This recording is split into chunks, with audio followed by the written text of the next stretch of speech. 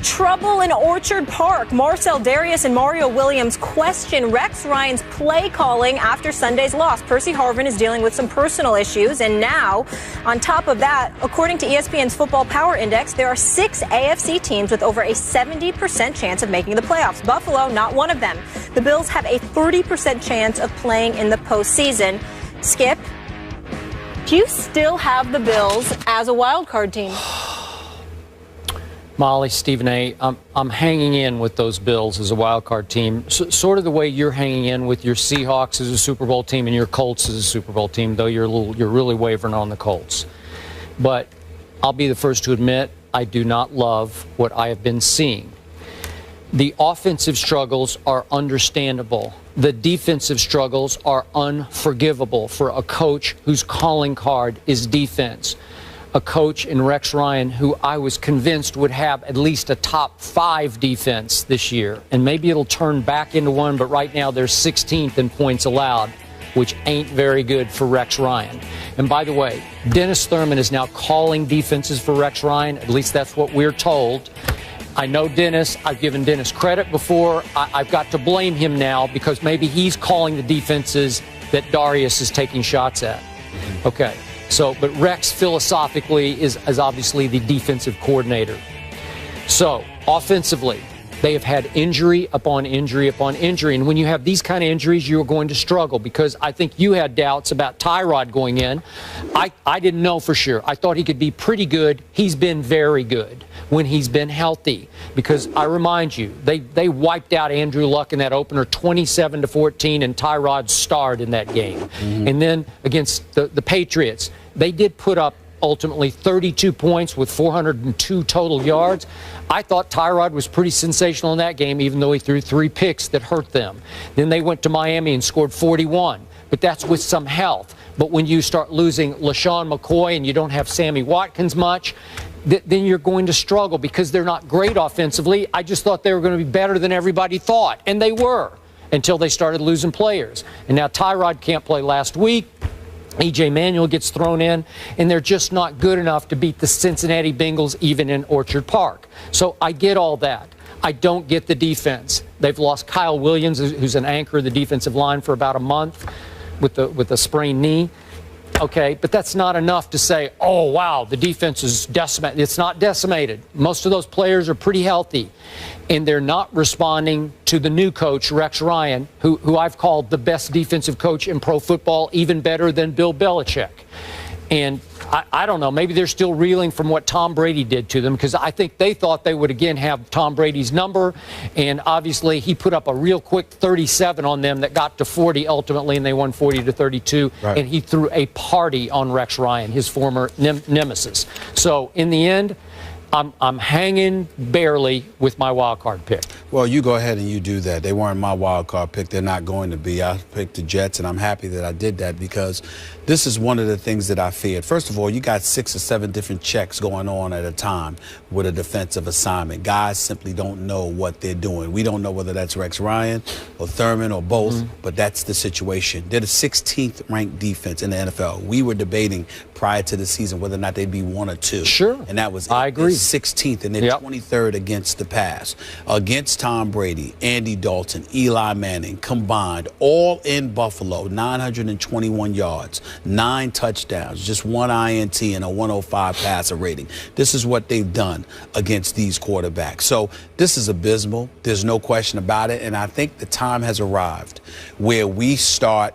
We've modified our positions on Rex on several occasions. We've said that he doesn't know much about offense, but he's brilliant defensively. But we've also credited him with being a leader of men. No. A legitimate question can now be brought into the fold about this. Is he a leader of men or just a friend of them? There's a difference. You know, he gets along with guys. But let's think about the culture that exists. Sammy Watkins comes out and goes to the media to lament the state of affairs where he feels he should be targeted at least 10 times a game. He's only been targeted 4 times a game. He goes out and he does that. What is Rex's response? Well, we totally understand it. And E.J. Manuel agreed with Rex. Like, wow, what a vote of confidence. Are you kidding me? You're the coach. Could you imagine if Sammy Watkins had done that to Bill Belichick? We might not be fine. We might not be able to find Sammy Watkins for the rest of the season. He'd be so deep in the doghouse, we'd be looking for him. Okay, we'd be throwing one of those dog biscuits Rex Ryan actually ate. And we'd be throwing those crumbs all over the place. Although for Sammy Sammy played for Belichick, he wouldn't even dream of doing that. That's what was mind-boggling when these guys spoke out after Watkins. Listen, exactly. I thought they would have learned. So it speaks to exactly where I was going. Because what happens is that the willingness to speak out. This is why individuals in positions of authority are incredibly reticent about connecting on a personal level with subordinates. Why? Because subordinates occasionally, anyway, tend to forget who is the authoritative figure. And when you have something like that, you're going to develop a bad culture. Yep. And that is what is going on with Rex Ryan. Rex Ryan, I like him personally. I respect his knowledge as a football mind, his brilliance as a defensive mind. But he has shown we have more than 3 years of evidence now that he's not a leader. He's more like a fan. And as a result, the players jump ship. And if we want to sit here, Skip, and take it a step further and teach young minds, aspiring athletes out there what to think about and what to look for, you might shun authority on occasion, but at the end of the day, you respect it because those who aspire to be leaders and aspire to be great are always looking to be led first. And what we're seeing from Rex Ryan is an individual who's not leading. Subordinates are standing up. They are not treating him like the boss.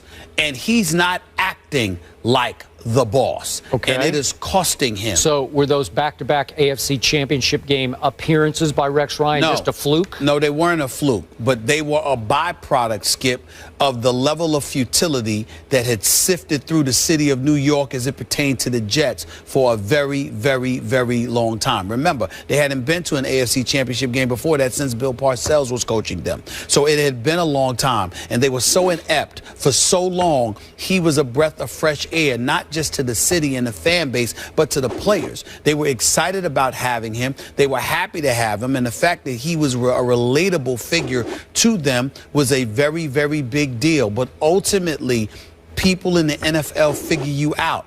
And all that bluster amounts to a hill of beans. John Madden, according to an article that I read in the Buffalo News, was at the Hall of Fame, and he was talking about how he knew how Rex Ryan had eaten a dog biscuit. And, he was talking about it in fun, and he was very respectful. But he said, ultimately, when you are a head coach in the National Football League, you are not judged by your personality. You are judged by your success. Rex Ryan makes headlines. Rex Ryan is full of energy and enthusiasm and bluster, as the article said. And if that were the case, Vince McMahon for the WWE would be a head coach. But he's not, okay? That's Rex Ryan's job. He hasn't been acting like it, and the players are exposing his level of ineptitude and this dereliction of duty as a head coach for the Buffalo Bills. He needs to get it together before he loses his team. By the way, real quick point of order. For Herm's sake, we have Coach Herman Edwards. He had a couple of really good teams with the Jets also. So you got to give him his. Herm? Yeah, before Rex. Sure. You said it had been a dearth of winning in New York. No, what I'm saying is, but there was no AFC Championship game appearance. No, but they got no disrespect to Coach Herm.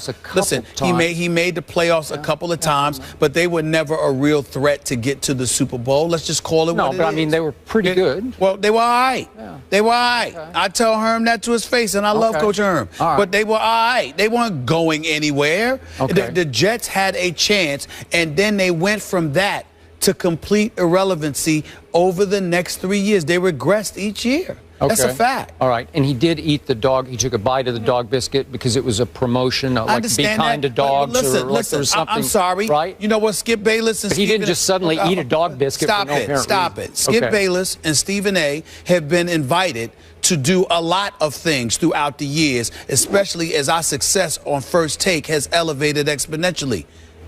Do you see Stephen A. Smith eating a damn dog biscuit? How about Skip? I'm a big no. You wouldn't waste calories on that dog biscuit. Let me tell you something right now. Nobody better not come to me and ask me to eat some damn dog biscuit. All right. No, it better not happen. Back on target to what we were saying. That is on target. This defense was fourth in scoring last year. So he inherited this ridiculous defense, and we all thought it was one of the storylines of the summer. Now we're going to have Rex Ryan there. They're going to be off the charts, and it just hasn't happened. Rex Ryan is a damn good football mind on the defensive side of the ball. But I do think a legitimate argument could be made that he's too busy befriending players instead of coaching them. Yep. And it's costing him. And if he's not careful, it's going to cost him his career as a head coach. Because after this, if this don't work out, Rex ain't getting another chance as a head coach. He'll be a coordinator, but he ain't getting another chance as a head coach. If this don't work out, he better get it together. If the offensive players start to get healthy again, and Percy Harvin always has an issue with his health or some other issue off the field. I like Percy a lot. We had him on the show, but now he's another. He's been left. You mentioned that. I can't remember. He's been left home. He's dealing. And Tyrod Taylor's optimistic that whole. And I don't know if he's going to be able to play or not, Tyrod. But if they get healthy, I still like them to get hot. There's too much talent. You can like them to get hot all you want to. We know that we expect them to beat Jacksonville. London. You know, Gus Johnson. Gus. I don't know how long he's going to last with his job. Let's just call it what it is, y'all. Y'all been around too long. Y'all know what time it is. You look at Rex Ryan, you know when a coach ain't coaching because he's too busy befriending folks. Authority is to be respected first, not liked. All right. You should hang out with my dad. His favorite thing saying to me growing up, I'm not your friend, I'm your father. That's what exactly. And I was scared of him. I say that all the time. Which of these guys would you start your NBA franchise